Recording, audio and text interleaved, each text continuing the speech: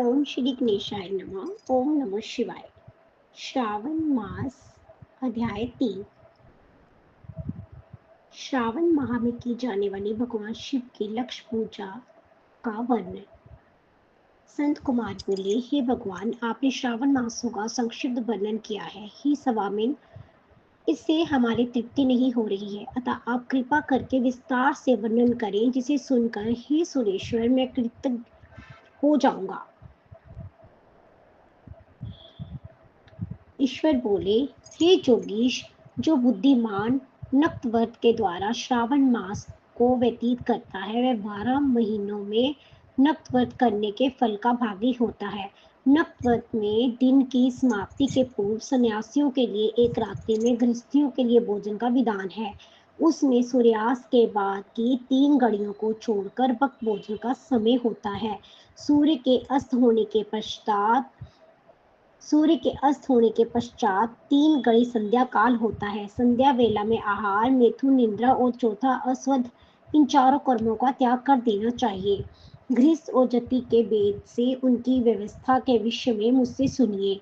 सूर्य के मध्य पड़ जाने पर जब अपनी छाया अपने शरीर से दुगनी हो जाए, उस समय के भोजन को जति के लिए नक्त भोजन कहा गया है। रात्रि भोजन उनके लिए नक्त भोजन नहीं होता है। तारों के दृष्टिगत होने पर विद्वानों ने गृहस्थ के लिए नक्त कहा है। जति के लिए दिन के 8वें भाग के शेष रहने पर भोजन का विधान है। उसके लिए रात्रि में भोजन का निषेध किया गया है। गृहस्थ को चाहिए कि वह विधि पूर्वक रात्रि में नक्त भोजन करें और जति विद्वान तथा विदुर व्यक्ति सूर्य के रहते नक्त व्रत करें। विदुर व्यक्ति यदि पुत्रवान हो तब उसे भी रात्रि में ही नक्त व्रत करना चाहिए। अनाश्रमी हो अथवा आश्रमी हो, अथवा पत्नी रहित हो अथवा पुत्रवान हो, उन्हें रात्रि में नक्त व्रत करना चाहिए। इस प्रकार बुद्धिमान मनुष्य को अपने अधिकार के अनुसार नक्त व्रत करना चाहिए। इस मास में नक्त व्रत करने वाला व्यक्ति परम गति प्राप्त करता है। मैं प्रातःकाल स्नान करूंगा, ब्रह्मचर्य व्रत का पालन करूंगा, नक्त भोजन करूंगा, पृथ्वी पर सोऊंगा और प्राणियों पर दया करूंगा। हे देव, इस व्रत को प्रारंभ करने पर यदि मैं मर जाऊं तो हे जगतपते, आपकी कृपा से मेरा व्रत पूर्ण हो। ऐसा संकल्प करके बुद्धिमान व्यक्तियों को श्रावण मास में प्रतिदिन नक्त व्रत करना चाहिए। इस प्रकार नक्त व्रत करने वाला मुझे अत्यंत प्रिय होता है। ब्राह्मण के द्वारा अथवा स्वयं ही अतिरुद्र, महारुद्र अथवा रुद्र मंत्र से महीने भर प्रतिदिन अभिषेक करना चाहिए। हे वत्स, मैं उस व्यक्ति पर प्रसन्न हो जाता हूँ क्योंकि मैं जलधारा से अत्यंत प्रीति रखने वाला हूँ, अथवा रुद्र मंत्र के द्वारा मेरे लिए अत्यंत प्रीतिकर होम प्रतिदिन करना चाहिए। अपने लिए जो भी भोज्य पदार्थ अथवा सुख भोग की वस्तु अप्रिय हो, संकल्प करके उन्हें श्रेष्ठ ब्राह्मणों को प्रदान करके स्वयं महीने भर उन पदार्थों का त्याग करना चाहिए।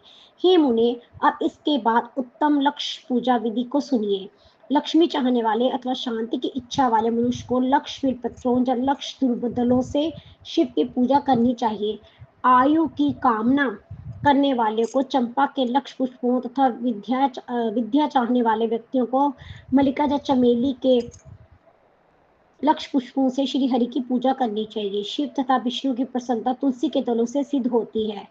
पुत्र की कामना करने वाले को कटेरी के दलों से शिव तथा विष्णु का पूजन करना चाहिए। बुरे सपन की शांति के लिए धन्य से पूजन करना प्रशस्त होता है। देव के समक्ष निर्मित किए गए रंग बलि आदि से विभिन्न रंगों से रचित पद्म, स्वास्तिक और चक्र आदि से प्रभु की पूजा करनी चाहिए। इस प्रकार सभी मनोरथ की सिद्धि के लिए सभी प्रकार के पुष्पों से यदि मनुष्य लक्ष्य पूजा करके तो शिव जी प्रसन्न होंगे।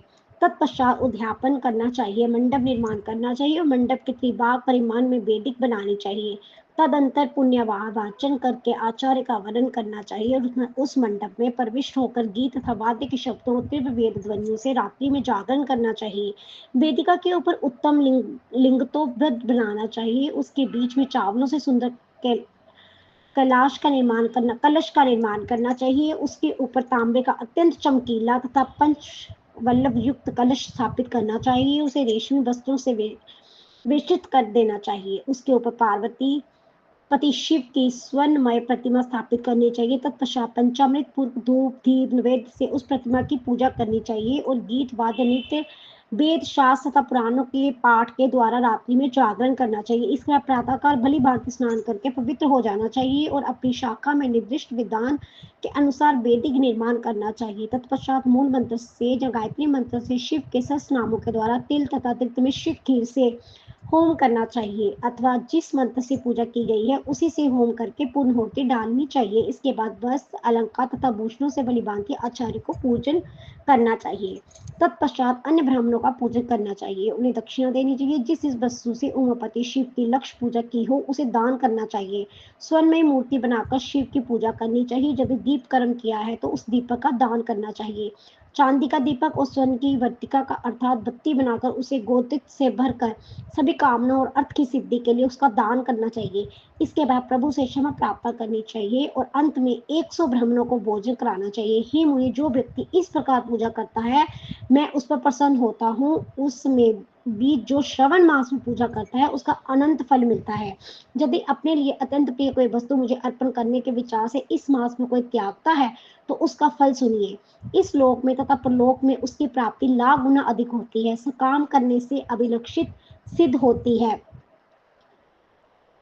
और निष्काम करने से परम गति मिलती है। इस माह में रुद्र अभिषेक करने वाला मनुष्य उसके पाठ की अक्षर संख्या से एक एक अक्षर के लिए करोड़ों करोड़ वर्षों तक रुद्र लोक में प्रतिष्ठा प्राप्त करता है। पंचामृत का अभिषेक करने से मनुष्य अमरत्व प्राप्त करता है। इस माह में जो मनुष्य भूमि पर शयन करता है उसका फल भी मुझसे सुनिए। हे देवी श्रेष्ठ, दिव्य श्रेष्ठ, मैं वह मनुष्य 9 प्रकार के रत्नों से जड़ी हुई सुंदर वस्त्र में आच्छादित विषय हुए कोमल गद्दे से शोभित, देश चक्कियों से युक्त, रम्य स्त्रियों से विभूषित, रत्नानिमर्ति दीपों से मंडित तथा अत्यंत निद्र और गरुड़ा का प्रबलान मणि निर्मित अथवा हाथी दंतों से बनी हुई अथवा चंदन की बनी हुई उत्तम शुभ शैया प्राप्त करता है।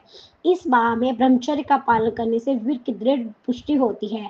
ओज, बल, शरीर की दृढ़ता और जो भी धर्म के विषय में उपकारक होते हैं वे सब उसे प्राप्त हो जाते हैं। निष्काम ब्रह्मचर्य व्यक्ति को साक्षात ब्रह्म प्राप्ति होती है और सकाम को स्वर्ग तथा सुंदर देवगणों की प्राप्ति होती है। इस माह में दिन रात अथवा केवल दिन में अथवा भोजन के समय मौन व्रत धारण करने वाला भी महान वक्ता हो जाता है।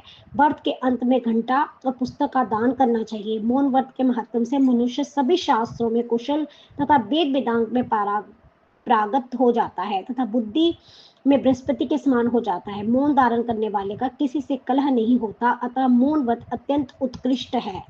इस प्रकार श्री स्कंद पुराण के अंतर्गत ईश्वर कुमार संवाद में श्रावण मास महात्म का 3रा अध्याय संपूर्ण हुआ। ओम नमो शिवाय।